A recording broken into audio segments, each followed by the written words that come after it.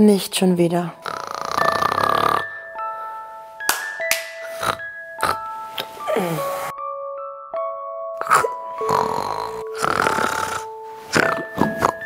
Jetzt aber.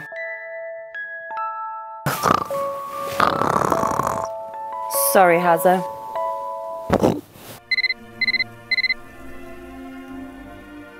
Morgen, Sonnenschein. Ich will die Scheidung. Was? Ich habe seit Monaten nicht mehr geschlafen. Mach irgendetwas. Aber Schatzi. Nix, Schatzi. Mach was oder ich bin weg. Okay, ich informiere mich. Mediamarkt.at, bitte hilf. Ah ja, da ist auch schon ein Artikel übers Schnarchen. Aha, Schnarchstopper also. So Wearable Gadgets sind ja der letzte Schrei. Gut, dann versuche ich es mal mit einem Schnarchstopper.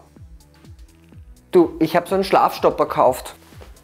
Ich hoffe für dich, dass das was hilft. Dann wollen wir mal den Schnarchstopper aktivieren. Ah ja, da braucht es eine App. Sehr gut.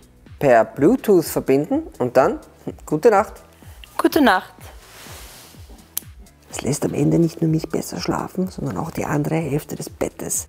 Der Beurer SL70 Schnarchstopper beginnt 10 Minuten nach seiner Aktivierung zu arbeiten und überwacht meinen Schlaf. Sollte ich mal zum Schnarchen beginnen, sendet er einen Ton über das Ohrstück aus, der dem Schnarchen den Garaus macht. In der App wird alles aufgezeichnet, um dem Schnarchen mittels Analyse schon im Alltag besser entgegenzuwirken. Morgen. Ha! Der Beurer Therapy SL70 Schnarchstopper.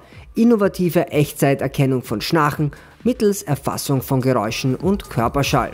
Zur Reduktion von Schnarchen durch Ton- und Vibrationsimpuls.